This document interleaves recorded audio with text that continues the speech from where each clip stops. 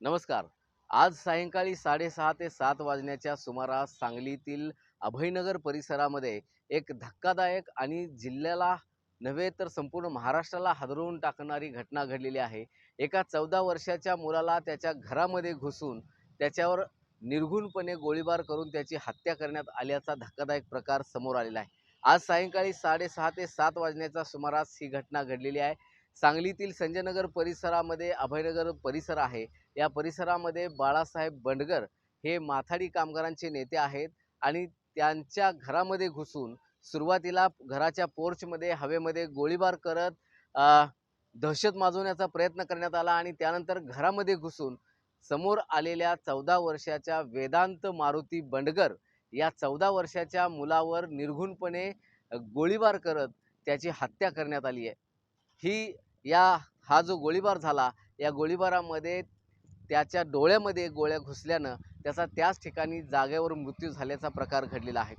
त्यानंतर या ठिकाणी घटनेची माहिती कळताच LCB असेल, जिल्हा पोलीस प्रशासन असेल, जिल्ह्याचे जे पोलीस प्रमुख आहेत तुषार दोशी हे घटनास्थळी गेले आणि त्यानंतर अनेक पथकं, स्थानिक गुन्हे अन्वेषण शाखेचं पथक असेल किंवा इतर ज्या पोलिसांच्या टीम्स असतील या लगेच तपासाला कार्यरत झाल्या आणि त्यांनी अनेक ठिकाणी नाकेबंदीही केलेली आहे आणि लवकरात लवकर हे गुन्हेगार जे कोणी असतील ते ताब्यात घेण्याची प्रक्रिया सुरू झालेली आहे। आणि जरी ही घटना या ठिकाणी घडलेली असली तरी नक्की ही घटना कशामुळे घडली याचा उलगडा अजून झालेला नाही, पण व्यावसायिक कारणामधून ही हत्या झालेली आहे किंवा हा हल्ला झालेला आहे असा संशय मात्र व्यक्त करण्यात येतोय।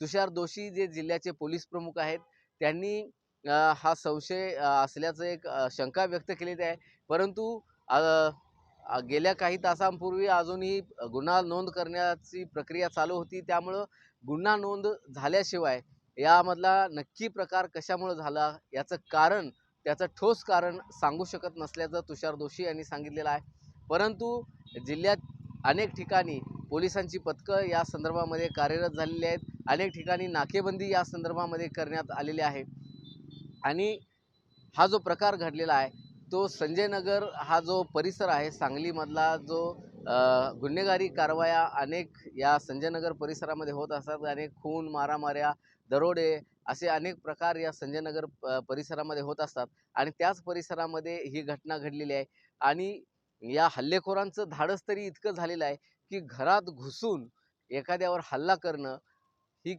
गोष्ट खूप धाडसाची झालेली आहे आणि पोलिसांचा दबाव किंवा पोलिसांचं भय या हल्लेखोरांना राहिलेला आहे की नाही असा प्रश्न सर्वसामान्य माणसाला पडल्याशिवाय राहत नाही। मोहन राजमाने, नवराष्ट्र न्यूज, सांगली। सर, संध्याकाळी 6:30च्या दरम्यान अभयनगर एरियामध्ये बाळासाहेब बंडगर यांचा नातू वेदांत बंडगर वय वर्ष 14 याचा फायरिंग इन्सिडेंटमध्ये खून झालेला आहे। आरोपी हे एका गाडीमध्ये आले, साधारणतः 4 आरोपी होते असं सांगण्यात येते। त्यांनी गाडीमध्ये येऊन त्यांनी पॉईंट ब्लँक फायर केलं पोर्चमध्ये, घराच्या समोरच्या पोर्चमध्ये। उजव्या डोळ्यात गोळी झाल्यामुळे त्याचा मृत्यू झालेला आहे।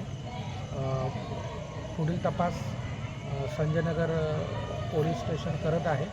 तपासात LCB आणि इतर टीम्स या काही संशयित आरोपी आणि इतर माहितीच्या आधारे शोध घेण्याकरता रवाना करण्यात आलेले आहेत। आजूबाजूचे जिल्हे यांनाही नाकाबंदीकरता सतर्क करण्यात आलेला आहे।